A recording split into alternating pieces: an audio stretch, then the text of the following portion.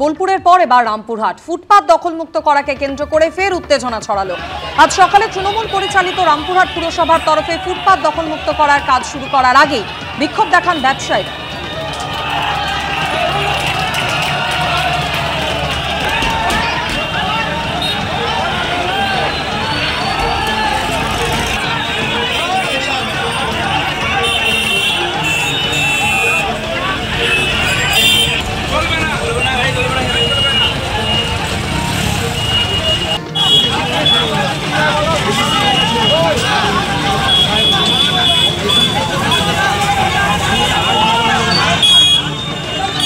রামপুরহাটের ছবি আপনারা দেখতে পাচ্ছেন। গতকালও রামপুরহাট থেকে তারাপীঠ যাওয়ার রাস্তায় এভাবেই উত্তেজনা ছড়ায়। ফুটপাত দখলমুক্ত করাকে কেন্দ্র করে পুরসভার যে অভিযান, সেই অভিযানকে কেন্দ্র করেই ব্যবসায়ীদের একাংশ তারা বিক্ষোভ দেখাচ্ছেন। পে লোডার ঘিরে ফেলেন তারা, যন্ত্র গাড়ির উপরে উঠে শুরু হয় তাদের এই প্রতিবাদ কর্মসূচি।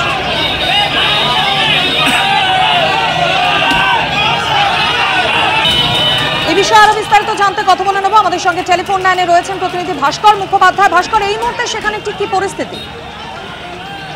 দেখো, এই মুহূর্তে এখন উত্তেজনা রয়েছে। আজকে সকালে পুরসভার তরফ থেকে রামপুরহাট শহরে যেসব এনক্রোচমেন্ট ছিল, অর্থাৎ রাস্তা দখল করে যে কাঠামো তৈরি করা হয়েছিল, সেই কাঠামো ভাঙার একটা পরিকল্পনা নেওয়া হয় এবং সেই অনুযায়ী আজ সকালে দুটি জেসিপি এবং পুরসভার কর্মীরা যে পুরসভার সামনে যে মাঠ রয়েছে সেই মাঠে জমায়েত করে এবং তার সঙ্গে পুলিশও আসে, একইভাবে ইলেকট্রিক ডিপার্টমেন্টের লোকজনও আসে।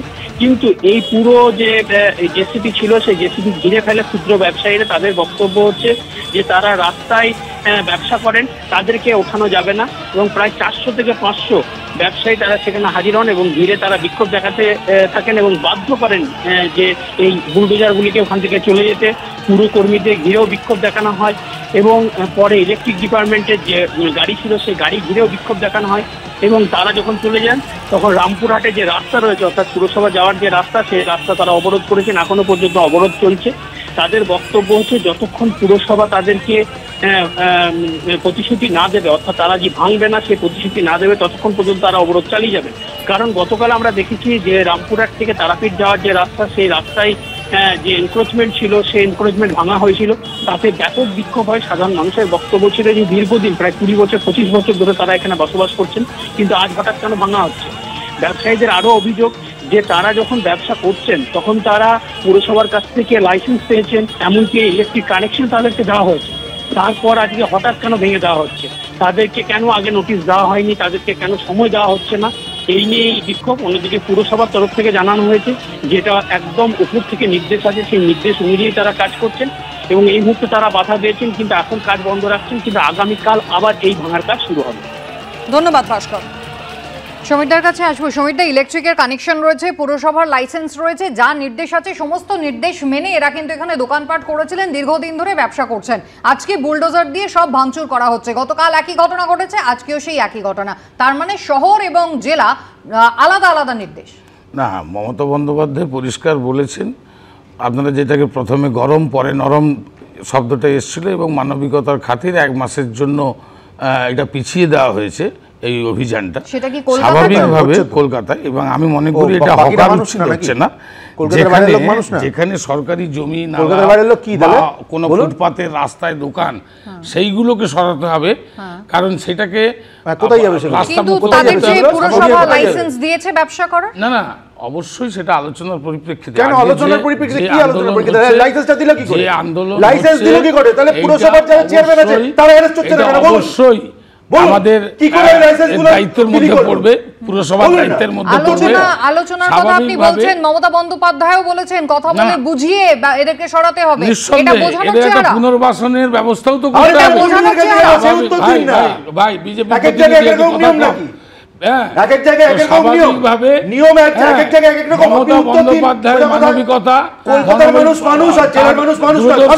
মমতা বন্দ্যোপাধ্যায় মানবিকতাটাকে তো কাজে লাগাতে হবে প্রশাসনকে। প্রশাসন সেই মানবিকতাকে কোথায় কাজে লাগাচ্ছে? এটা মাথায় রাখতে। আরে আপনি বলুন না কোন আইন মেনে ভাঙা হচ্ছে? আচ্ছা, ওর কাছে আসবো, ওর কাছে একবার আমি চয়নদার কাছে যাই, একটু থামাই, দুজনকে একবার থামাই। আলোচনার পরিপ্রেক্ষিত মমতা বন্দ্যোপাধ্যায় বলছেন, এক মিনিট, চয়নদার কাছে যাই। আলোচনার পরিপ্রেক্ষিত মমতা বন্দ্যোপাধ্যায় বলছেন বুঝিয়ে সরাতে হবে। তিনি বলছেন তিনি বোলডোজার দিয়ে এইভাবে ভাঙচুর করা মানেন না। এই যে পেলোডার নামানো হয়েছে শহরের ক্ষেত্রে 1 মাসের সময় তিনি দিয়েছেন, তাহলে এই জেলার মানুষজন তাদের জন্য কি নিয়মটা আলাদা, নাকি এখানেও কোথাও পুলিশের সেই সমন্বয়ের অভাব, মমতা বন্দ্যোপাধ্যায়ের নির্দেশ তারা সঠিকভাবে বুঝতে পারছে না? দ্বিতীয়টাই সত্যি সমন্বয়ের অভাব। 1, 2 হচ্ছে যে নম্বর পাওয়ার জন্য কিছু কিছু পুলিশ কর্তা অতি উৎসাহ দেখাচ্ছেন। 3, সেটা হচ্ছে যে মমতা বন্দ্যোপাধ্যায় একটা রাজনৈতিক কৌশল নিয়েছেন যে প্রথম 2-3 দিন উনি পালস বিটটা বুঝেছেন, কারণ এটা তো তার একটা বদলার রাজনীতি, যে যেখান থেকে ভোট পাননি সেখানে বেছে বেছে সেখানে অভিযান চালান। 2 যেটা সেটা হচ্ছে 1 মিনিট বলতে দিন, 2 যেটা সেটা হচ্ছে কি ওখানে যেদিন মিটিংটা চলছিল সেদিন হকার ইউনিয়নের যে নেতা, যাকে নিউ মার্কেট একজন হকার বলেছিলেন যে ওই নেতা হচ্ছেন আসলে অন্য রাজনীতির লোক, সেই ভদ্রলোক একটা গুরুতর অভিযোগ করেন যে প্রথম দিকে যে স্বচ্ছতা ছিল হকারদের আন্দোলনে, অর্থাৎ যখন তৃণমূল বিরোধী দলে ছিল, সেই স্বচ্ছতাটা চলে গেছে, কারণ এখন নতুন নতুন লিডাররা এসছেন হকার আন্দোলনে, তারা নিজেদের ইচ্ছে মতো বিভিন্ন জায়গায় বসাচ্ছে। সেটা যদি অপারেশনের নায়ক শুনে নিন, আপনাদের হকার সময় মমতা বন্দ্যোপাধ্যায় বিরোধী নেত্রী তাদের পাশে কি শিক্ষা নিল? তখন তারা বিরোধী ছিল। মারাত্মক হকারদের তৃণমূল শিক্ষা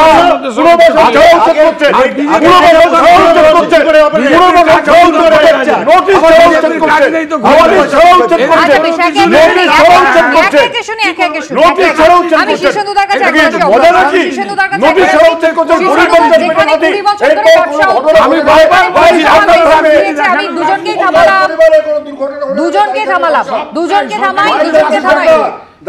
সুমিতা, চয়নদা এক এক করে, কারণ কথা শুনতে পাবেন না, শুনতে পাচ্ছি না, এক এক করে শুনি, কিছু বুঝতে পারছি না, এক এক করে আসি। আমি শীর্ষেন্দুদার কাছে আসি।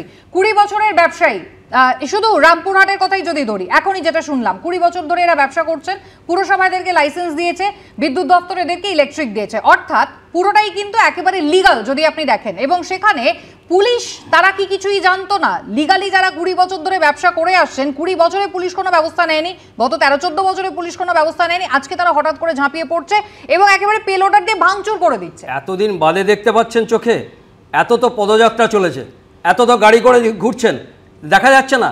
প্রত্যেকটা কাউন্সিলর তাদের থেকে পয়সা নিচ্ছে, প্রত্যেকটা পুরসভা পয়সা নিচ্ছে, পুলিশ পয়সা নিচ্ছে, আর সেই জায়গাতে আজকে বেআইনি বলছেন। 2014 সালে স্ট্রিট ভেন্ডার অ্যাক্ট এটা গঠন করা হয়েছিল, সেই জায়গাতে হাইকোর্টের নির্দেশে 2017 সালের 1 মে থেকে চালু হয়েছিল টাউন ভেন্ডিং কমিটি। সেই টাউন ভেন্ডিং কমিটিতে কারা কারা থাকবে? যে মিউনিসিপ্যালিটি কমিশন, পুলিশ প্রশাসন, হকারদের প্রতিনিধি। কেন সময় দেননি? কেন এদের নিয়ে বসেননি? কেন এদেরকে নিয়ে বসে ঠিক করে তারপরে করেননি? হঠাৎ বুলডোজার, মানবাধিকার লঙ্ঘন করছেন, কিন্তু এটা কিন্তু অনেক আইন বিরোধী। এই জিনিসটা চলতে পারে না কখনো। হ্যাঁ, অবশ্যই শহরকে মুক্ত করতে হবে। এতদিন করেননি কেন? কেন আপনি গড়িয়াহাটে নিজে বসে হকারি করেছিলেন অপারেশন সানশাইনের সময়? তখন মনে পড়েনি? আজকে এই 13 বছর ধরে আজকে মনে পড়ছে? এই ভোট আসছে বলে ভোটের এতদিন পরে হঠাৎ করে এই তৎপরতা কেন? একদিকে জেলায় যখন পেলোডার নিয়ে উচ্ছেদ অভিযানের ছবি আমরা দেখতে পাচ্ছি, অন্যদিকে কলকাতায় তখনই মুখ্যমন্ত্রীর নির্দেশ মতো শুরু হলো হকার সার্ভে।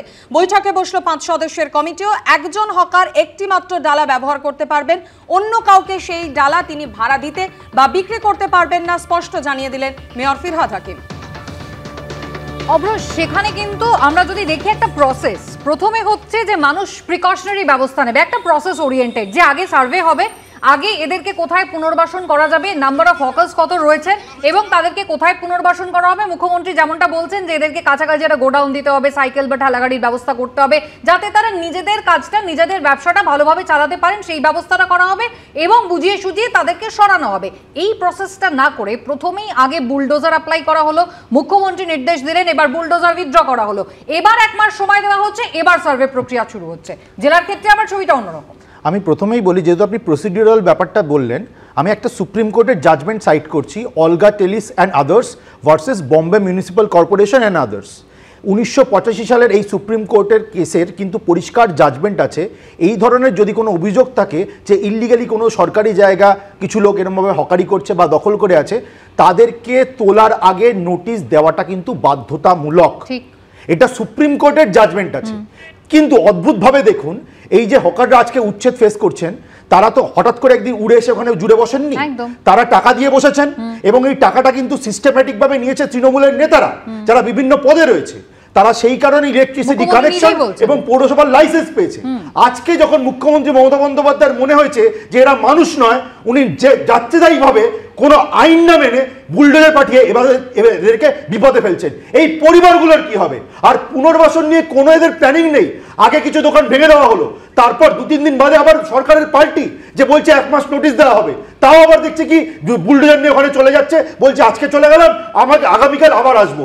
এটা কোন ধরনের প্রসিডিওর দেখছি, যেখানে একদম স্পেসিফিক প্রসিডিওর অফ এভিকশন আইনে কিন্তু বলা রয়েছে, তাছাড়াও সুপ্রিম কোর্টের জাজমেন্ট রয়েছে। তার মানে আমাদের রাজ্যে আইন কানুনের কোনো ব্যাপার নেই। মুখ্যমন্ত্রী যখন যা মনে হবে মানুষের জীবন নিয়ে উনি তখন ছেড়ে দেবেন। মুখ্যমন্ত্রীর নির্দেশ সেটাও যেমন বদলাচ্ছে, আবার সেটা কিন্তু স্থান কাল পাত্র ভেদে আবার সেটা বিভিন্ন ভাবে অ্যাপ্লাইও করা হচ্ছে। হ্যাঁ, এই যে হকার নিয়ন্ত্রণ আইন চালু হলো যে 2018 সালে, এবং 128টা পুরসভার যে টাউন ভেন্ডিং কমিটি, সেখানে ঠিক হয়েছিল ঠিক যারা মানে তারা কোথায় বসবে, তাদের নির্দিষ্ট পরিচয়পত্র। এবং আপনি ভালো করেই জানেন, স্বাভাবিকভাবে এটা কিন্তু উচ্ছেদ হচ্ছে না, এটা ভুল করা হচ্ছে কোথাও। যেখানে যেখানে জমি, নালা বা ফুটপাত, রাস্তা দখল করছে অবৈধভাবে, সেইগুলোকে মুক্ত করা। সব জায়গায় একই হবে, মানবিক, এত মানুষের পাশে বক্তব্যটা হচ্ছে ফুটপাত দখল মুক্ত। কিন্তু এই যে দখলটা হয়ে গেল, এত বছর ধরে যে দখলটা হলো, এতদিনে হঠাৎ করে নির্দেশে বদল কেন? এইবার দেখুন ম্যাডাম, এই যে বিভিন্ন জায়গায় মমতা বন্দ্যোপাধ্যায় প্রায় ডবল সেঞ্চুরি করেছেন অ্যাডমিনিস্ট্রেটিভ মিটিংয়ে, সেখানে ডিএম বলুন, এসপি বলুন, এমএলএ বলুন, ওসি বলুন, বিডিও বলুন, পঞ্চায়েত বলুন, সবাইকে নিয়ে একটা আলোচনা পরিপ্রেক্ষিত। এবার কি বলছেন, কথা তো পুরো মাথামুন্ডু যাচ্ছে। এলাকার উন্নয়ন থেকে শুরু করে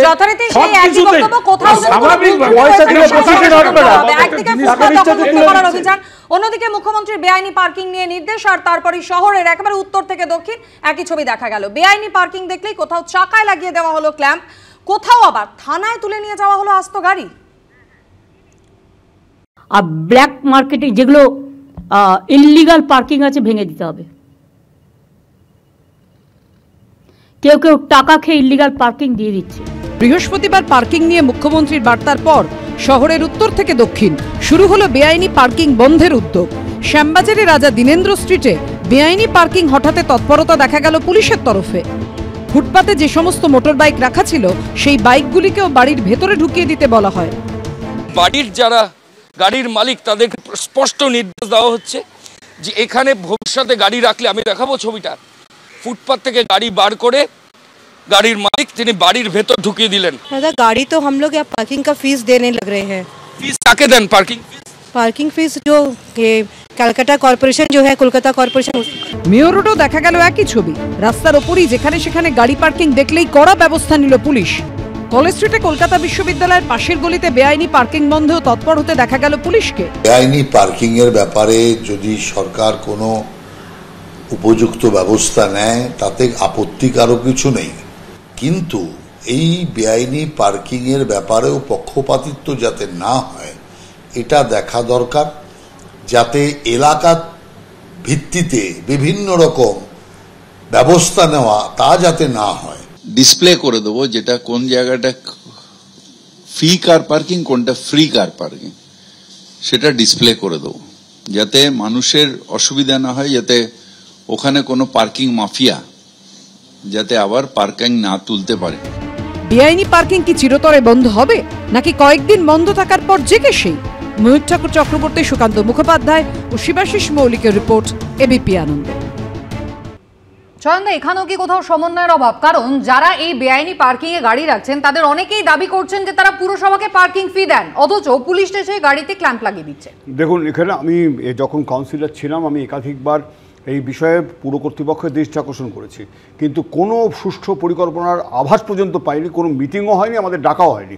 খুব স্পষ্টভাবে বলি, হকারের নিয়েও যেমন সুস্পষ্ট নীতি পুরসভার ছিল না, কলকাতা পুরসভার অন্তত আমি বলছি আমার অভিজ্ঞতা থেকে। আর পার্কিং নিয়েও নেই। আজকে মেয়র বলছেন যে পার্কিং মাফিয়ারা কারা, কোথায় মাফিয়া? মাফিয়া পুলিশ এবং শাসক দলের যোগসাজশ ছাড়া মাফিয়া তৈরি হয়েছে, এটাকে আমাদেরকে বললে আমরা বুঝবো? পরিষ্কার কথা হচ্ছে, অনেকগুলো জায়গাতেই, বেশিরভাগ জায়গাতে যারা পার্কিং করে বা পার্কিং এর ফিজ নেয় তারা কেউ বৈধ লোক নয়, অনেকেই বৈধ লোক নয়। আপনি দেখতে পাবেন আপনার নিজের গাড়ি পরিষ্কার, এবং আপনি যে সিল দেখবেন তার মধ্যে কোনো অশোক স্তম্ভ ছাপ নেই বা কলকাতা পুরসভার যে নিজস্ব যে এমব্লেম তা নেই। একদম খুব স্পষ্টভাবে বলছি যে এখানে অসৎ পুলিশ এবং রাজনীতিবিদদের যে যোগাযোগটা আছে সেই যোগাযোগটা ভাঙবার বিন্দুমাত্র চেষ্টা প্রশাসন করা হয়নি। হকারের ক্ষেত্রে হয়নি,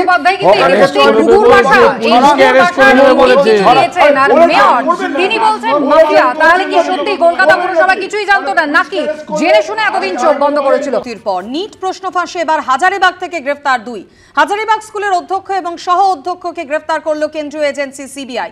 হাজারিবাগ স্কুলের অধ্যক্ষ এনটিএর সিটি কোঅর্ডিনেটর ছিলেন এবং সহ অধ্যক্ষ হাজারিবাগ স্কুলের সেন্টারের কোঅর্ডিনেটর ছিলেন। এই দুজনকে সিবিআই গ্রেফতার করেছে। নিট প্রশ্ন ফাঁস কাণ্ডে দুজনকে হাজারিবাগ থেকে গ্রেফতার করলো সিবিআই। সহ অধ্যক্ষ হাজারিবাগ স্কুলের সেন্টারের কোঅর্ডিনেটর ছিলেন এবং হাজারিবাগ স্কুলের অধ্যক্ষ এনটিএর সিটি কোঅর্ডিনেটর ছিলেন। গ্রেফতারের পর ধৃতদের হাজারিবাগ থেকে আনা হলো পাটনায়। দুজনকে আজ তোলা হবে সিবিআই আদালতে। দুজনকে মুখোমুখি বসিয়ে জেরা করার পরিকল্পনা রয়েছে কেন্দ্রীয় তদন্তকারী সংস্থা সিবিআই এর। এর আগে নিট প্রশ্ন ফাঁস কাণ্ডে দুজনকে গ্রেফতার করে সিবিআই এবং গতকাল ফের নতুন করে হাজারিবাগ থেকে গ্রেফতার করা হলো দুজনকে, যারা এনটিএর সদস্য ছিলেন বলে খবর। मनोज वर्मा हमारे प्रतिनिधि এই মুহূর্তে আমাদের সঙ্গে টেলিফোন লাইনে রয়েছেন। मनोज जी, जानना चाहेंगे ये जो 2 अक्यूज लोगों की आज कोर्ट प्रोडक्शन है, उनके खिलाफ आरोप क्या है? जी बिल्कुल, आपको बताना चाहूंगा कि हजारीबाग के स्कूल के प्रिंसिपल एहसान उल हक और वाइस प्रिंसिपल इम्तियाज आलम को सीबीआई ने कई घंटों की पूछताछ के बाद कल गिरफ्तार कर लिया और उसके बाद वहां से उनको पटना लाया गया है। आज उनको अदालत में पेश किया जाएगा और सीबीआई की ये कोशिश रहेगी कि दोनों की रिमांड ली जाए, क्योंकि सीबीआई के जो सूत्रों का साफ तौर पर ये कहना है कि जो पेपर लीक हुआ था उसमें इन दोनों की संलिप्तता है और सीबीआई के पास पुख्ता सबूत भी है। तो यही वजह है कि आज हो सकता है कि सीबीआई जब दोनों को अदालत में पेश करेगी तो दोनों की रिमांड की मांग करे। अब तक इस मामले में सीबीआई जो है 4 लोगों को गिरफ्तार कर चुकी है। 2 लोगों को परसों गिरफ्तार किया था और 2 जो ये लोग हैं इनको कल गिरफ्तार किया है। बहुत शुक्रिया मनोज जी। অভ্র এনটিএর কারা কারা সদস্য, বারবার বিজেপির তরফ থেকে বলা হয় যে দেখুন এনটিএর কারা কারা সদস্য, শুধুমাত্র ডিজিকে অপসারণ করেই কি দোষ খালন করা যাবে? এনটিএর চেয়ারম্যান, তার বক্তব্য কোথায়? দেখুন, একটা কথা বলি যে খালি এটা দেখাচ্ছেন কেন, আরও কয়েকটা জিনিস দেখান। এর সঙ্গে বিহার পুলিশ কনস্টেবল এক্সাম যেটা ছিল সেটাতে যারা জিত হয়েছে সেটাও দেখান। তার সঙ্গে টিচার রিক্রুটমেন্ট একটা যে লিক হয়েছিল বিহারে সেটাও দেখান। ওভার 270 জন কিন্তু অলরেডি অ্যারেস্টেড এবং সঞ্জীব মুখিয়া বলে একজন গ্যাং চালাতেন, বিশাল বড় গ্যাংস্টার, হ্যাঁ, তিনি কিন্তু এখন অ্যারেস্টেড। এবং তারা কাদের হাতে অ্যারেস্টেড হয়েছেন?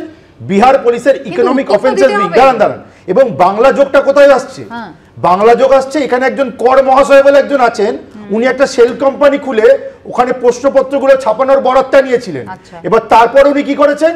সেখান থেকে কিন্তু এই মুখিয়া গ্যাংকে উনি প্রশ্নপত্রগুলো ফাঁস করেছেন। সবাই কিন্তু অলরেডি অ্যারেস্টেড ধরা পড়েছে। গতকালই কিন্তু বাংলা থেকে 3 জনকে অ্যারেস্ট করা হয়েছে। সেখানে দাঁড়িয়ে আপনারা তো বারবার এ রাজ্যের ক্ষেত্রে মাথা খুঁজতে থাকেন, তাহলে এই ক্ষেত্রে মাথা খুঁজবেন না? আপনি একটা কথা বলুন না, কতদিন আগে এই স্ক্যামটার কথা জেনেছেন এবং কতজন অ্যারেস্ট হয়েছে? কতজন অ্যারেস্ট হয়েছে? আপনার কি মনে হচ্ছে না? আপনার কি মনে হচ্ছে না যে সিবিআই আপনি হিসেব দিচ্ছেন, তাহলে মাথা কোথায় এই প্রশ্নটা তো একবার বললেন না? বলে দিচ্ছি তো, সঞ্জীব মুখিয়া যে পরিষ্কার এই 3টে কোয়েশ্চেন লিক বা স্ক্যামের সঙ্গে ডাইরেক্টলি জড়িত, সে মাস্টারমাইন্ড, সে অলরেডি ইন কাস্টাডি। আমি আবার বললাম, দিদি বলতে দিন, 270 জনের উপরে অ্যারেস্টেড, তাহলে পুরো র্যাকেটটা ধরা পড়ে গেছে এবং এর উপরে যারা ছিল প্রত্যেকে ধরা পড়বে, প্রত্যেকে ধরা পড়বে। বিহারের ইকোনমিক অফিসার কুসুমিতা শুনুন, আজকে পরীক্ষার পবিত্রতা যে নষ্ট হয়েছে সেটা সুপ্রিম কোর্ট সরাসরি জানিয়ে দিয়েছে। পরীক্ষার্থী কত ছিল? 24 লক্ষ। টাকা কত করে কোশ্চেন বিক্রি হয়েছে তা আপনারা দেখিয়েছেন, তথ্য অনুযায়ী 30-35 লাখ, কোনো কোনো জায়গায় 40 লাখ। লক্ষ লক্ষ টাকায়, এবং কোথা থেকে হচ্ছে? বিজেপি শাসিত উত্তরপ্রদেশ, এমপি, গুজরাট, কর্ণাটক এবং হরিয়ানা থেকে বিহার এবং রাজস্থান, এইখানে যে কোচিং সেন্টারগুলো এক একটা সেন্টারে বড় করে ফলাও করে যেভাবে বিজ্ঞাপন, সেই বিজ্ঞাপনের মধ্যে একটা সেন্টারেরই 7 জন পাচ্ছে। এই যে পরীক্ষা ব্যবস্থায় গৈরিকীকরণ, এই কি বলবো কথা বলছেন, ধরেছে তো বিজেপি শাসিত রাজ্য পুলিশগুলো, আরএসএস আমাদের নজর থাকবে। আনন্দ সকালে আলোচনার সময় সকলকে ধন্যবাদ জানাই আলোচনায় অংশগ্রহণ করার জন্য। আনন্দ সকালে অন্যান্য সমস্ত খবর নিয়ে ফিরে আসছি একটা ছোট বিরতির পর।